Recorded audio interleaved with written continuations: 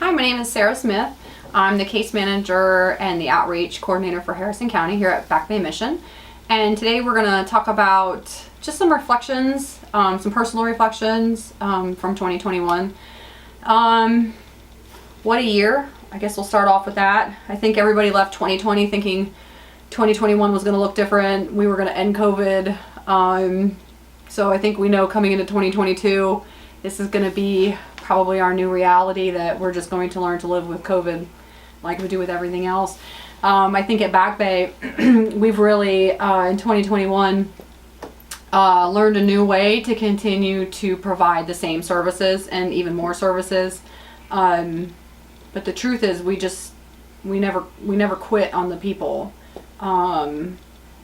We maintained healthy standards for the staff so that we didn't infect the homeless population. Because if you think about, I actually had COVID twice in 2021. I came into 2021 with COVID in December, and I left 2021 with COVID. So I had it in January and December.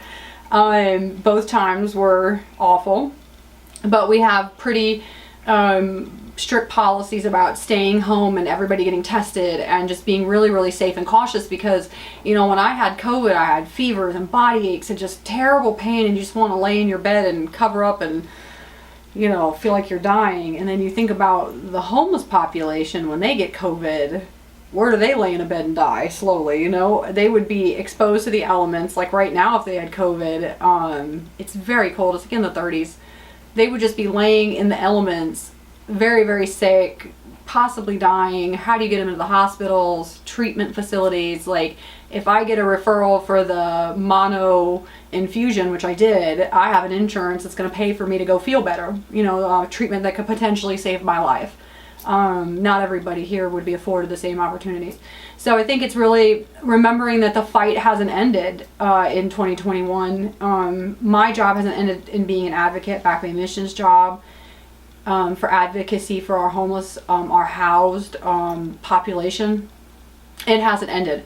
So these fights that we've had with insurance, Social Security, benefits for our population, fighting for what's right, getting care for these people when they're housed or homeless. I think 2021 we saw some strides in a lot of different things, but that fight's not over. And I think every staff member here knows that we'll take on the right thing every day. We're always going to fight on the side of right for the people that we serve in the community that we live in. Yeah, so COVID, I think, is here to stay. And 2021 has kind of shown that to us. You know, the day center, we sort of limited the amount of people in at a time, but we never stopped showers. We never had an outbreak in our day center of COVID, and hopefully that's because of the safety protocols that we put into effect. They worked. Masks have been mandatory. You know, there's been hand washing and there's been hand sanitizing places, and that's in both buildings to be really safe. 2021. So obviously COVID is an easy one. We've seen an increase in homelessness. Very sad, because we're seeing a lot of people homeless for the first time. We're seeing a lot of increase in food security for the first time. I know for me, going to the store now, you know, we have, between my husband and I, we have 6 kids. Hamburger meat for 2 pounds is $15, which is hilarious, because hamburger used to be the cheap meat. So that's like, sometimes just blows my mind when we go to the grocery store now, that we see bare shelving and we see a lack of resources sometimes, because I guess a lot of different reasons. Sometimes COVID is shutting things down. We've had a lot of natural disasters that have slowed trucks down. You know, we're just not getting things the way we used to get things. But people are experiencing food insecurity, and I think, and I look at my kids sometimes and I think, how would I feel as a mother if I couldn't feed my children? Or they wouldn't have a meal, or when school is out for 2 weeks, or, you know, for Christmas break, like how many kids went without meals. I mean, our school districts do a really good job over the summers of making sure kids have meals, breakfast and lunch. They do that over the whole summer. But there's a lot of kids that go without meals or don't have transportation to go pick up meals. So that's the beauty here at Back Bay, especially in the section of town that we live in. There's a lot of food insecurity in East Biloxi, that we're available to the public for food. We have a food pantry, pretty well stocked. It's at will. We don't tell you what you can eat. You have a choice. There's a lot of dignity in it. So I think that's been a real blessing to be able to provide that in a time where it takes a lot of courage to come out and say, I need help sometimes, and to have a place that has no shame, that has workers here that understand and have probably, some of us have even gone through the same issues. Like, so we understand the struggle of, I'm not sure how I'm going to buy this next week, or I'm not sure how I'm going to get another week's worth of groceries. Or so you have a very empathetic staff who has probably in some respects walked in your shoes to a degree, maybe, that we can provide meals to housed clients, but we can also provide food to the homeless, food that they can actually open and eat. So they don't need can openers. Everything is pop tops, cans, things that they can open and eat. And the people that shop for the food are so mindful. Like, the homeless have a lot of dental problems. When they go shopping, these are all things that are taken into consideration when we buy food for the day. When they buy food for the day center, or they buy food for the food pantry. Like, what items can they eat that would be soft on their mouth? Like, we wouldn't buy apples because those would be hard to chew. Let's get the bananas. Like, everything is so intentional here at Back Bay Mission to serve the clients to the best of our abilities. We would never provide a service that, it's just, everything's just so well thought out and intentional. And that's because I notice we take the time to get to know the people and listen to the needs. Like, it's not us saying, oh, you should eat apple a day, it keeps the doctor away. It's what do you want? What do you need? And we even keep candy bars because we recognize that some people have addictions, alcohol and drug addictions. And those things, oftentimes when you're coming off of addiction, or especially alcohol, you get the shakes, you get nausea, you get these, you get a lot of secondary problems from that. And sometimes a candy bar, we can recognize the symptoms because we actually made a book. Kirsten and I actually made a book, what it looks like when you're coming off of drugs and alcohol, so we can recognize the signs and symptoms and be responsive in a healthy way for them. And some of that is sometimes giving them a candy bar. Sometimes that's you're at the point of DTs and sickness. Let's help you get yourself a beer, because there aren't a lot of places for detox, which is kind of sad. I think there's one place which you have to have insurance, which most of them don't.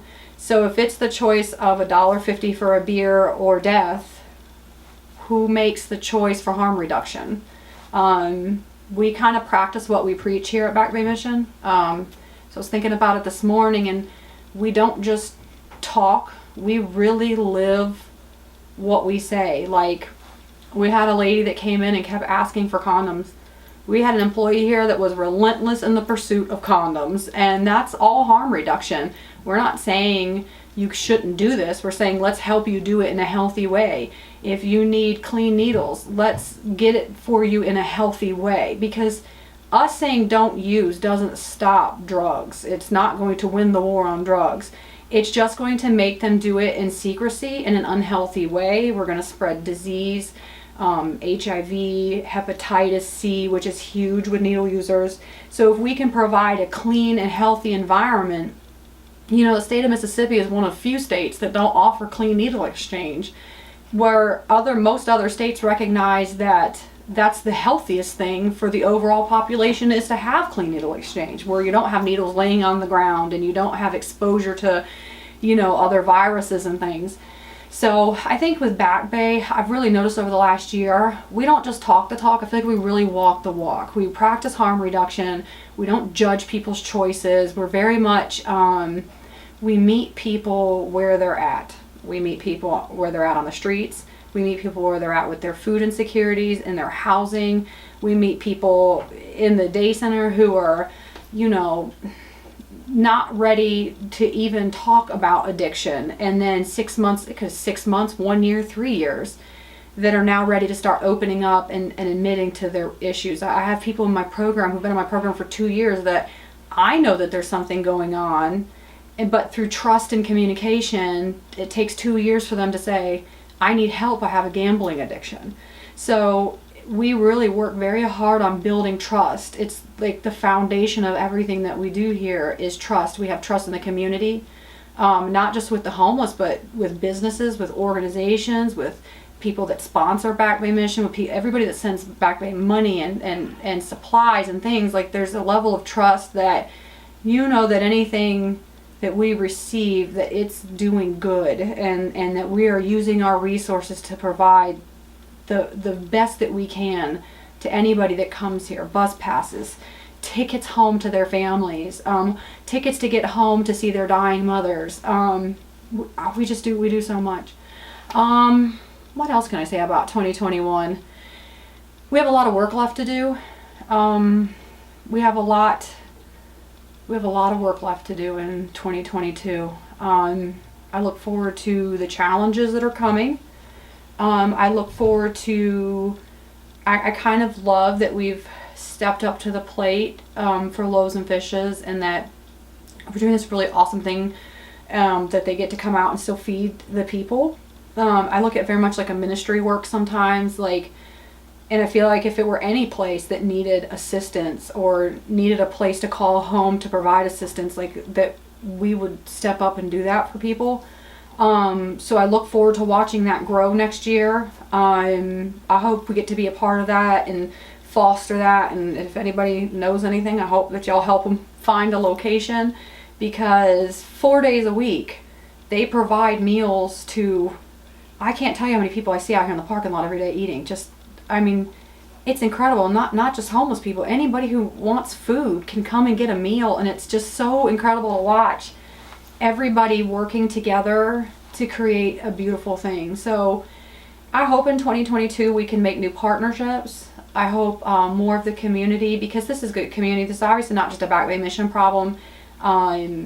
Obviously, we all have to work together, not just to solve homelessness, to end hunger, to come up with new solutions, to build homeless shelters. I don't know if y'all been outside this week. It's very cold. There's many nights that it's windy, and I go outside and I'm like, it's so cold. I wish there was a shelter. There are shelters some nights, but there's some nights I'm like, there's not a shelter tonight. Woo! I've got my fireplace on, I've got the heater on, my feet are cold, and I'm in my house complaining.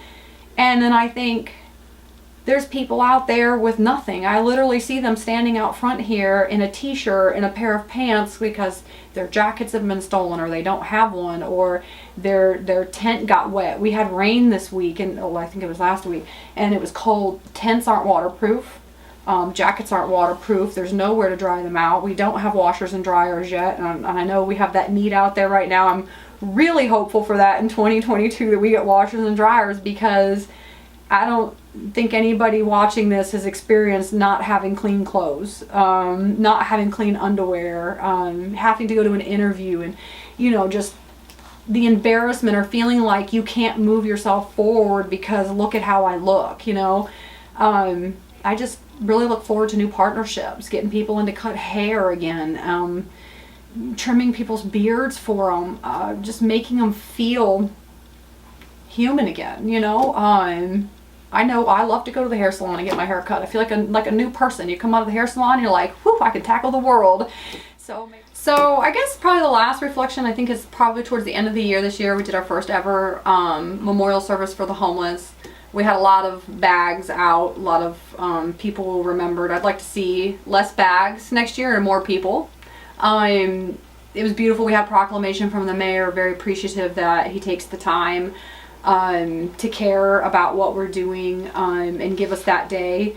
The people die. We have a lot of people pass for a lot of reasons: medical, age, illness, suicide, especially around this time of year. Things get really hard. I'd like to see less bags on the ground next year, but a lot more people remembering and loving and singing and lighting candles with us next year. I hope that event grows. I love seeing the homeless out there with us and telling us. I'll never forget, it was actually one of my clients in my housing program. She said, I just want people to look at us and to touch our faces and give us hugs. And I think that's really what 2021 should teach us, is that people need human interaction. I know with COVID, everybody's all like arm bumping and don't touch me and mask up and stuff, but there's still a need for touch and human interaction and kindness and just loving one another. And that's no different for the homeless. You're not going to catch a disease if you give them a hug. And I just hope next time you see them on the streets, that you can remember what she said, that they just want somebody to touch them and to say hi and to acknowledge their presence, because they deserve that. And this is like my quote. I wrote it actually at the very end of the year last year, because it was just what was kind of on my heart. Breen Brown, and I could be saying her name wrong, she's like one of my favorite people in the whole world. She said, you are imperfect, you are wired for struggle, but you are worthy of love and belonging.